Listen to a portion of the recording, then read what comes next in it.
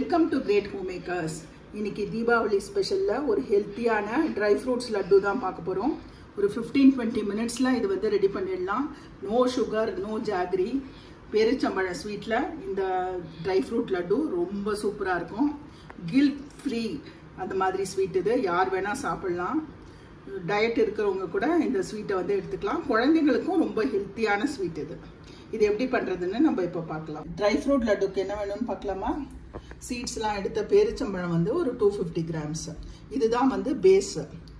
அத்திப்பழம் வந்து ஒரு 10 பழம் வந்து தண்ணியில் ஒரு 1/2 hour சோக் பண்ணி எடுத்து வச்சுருக்கேன்.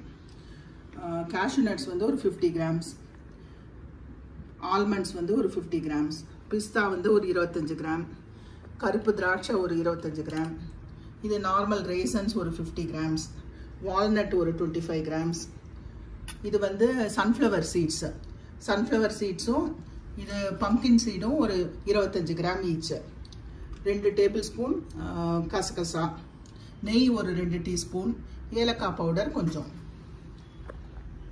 ஃபஸ்ட்டு கசகசாவை வந்து ட்ரை ரோஸ்ட் பண்ணிக்கலாம். வானிலையில் போட்டு இது நல்லா செவக்க வறுத்துக்க போகிறோம்.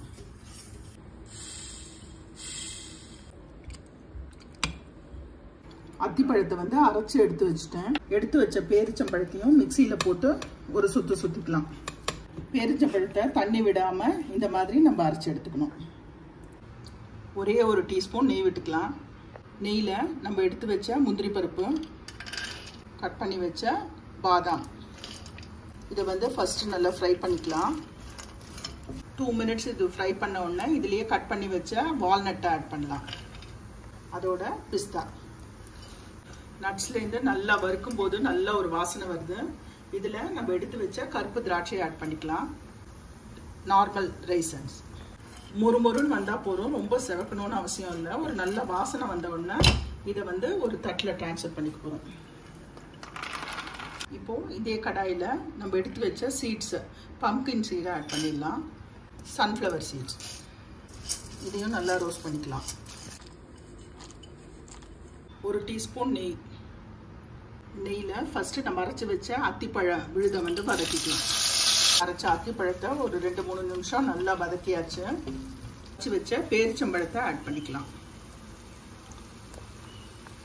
பேரிச்சம்பழத்தையும் இந்த மாதிரி நல்லா ஒரு 2 நிமிஷத்துக்கு சேர்த்து வதக்கிக்கணும்.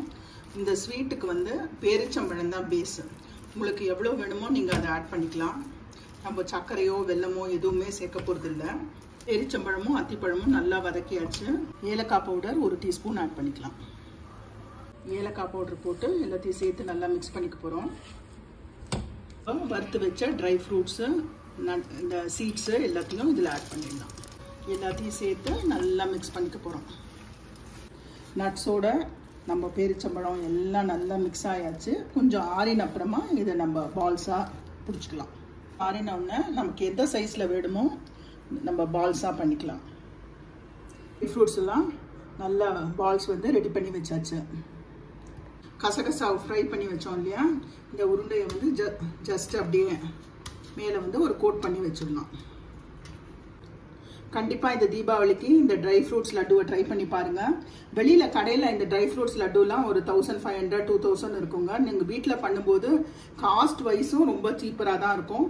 குழந்தைங்களுக்கும் நீங்கள் ஹெல்த்தியாக பண்ணி கொடுக்கலாம். கண்டிப்பாக ட்ரை பண்ணி பார்த்துட்டு உங்கள் கமெண்ட்ஸை சொல்லுங்கள். Like, share, subscribe to this channel. Thank you.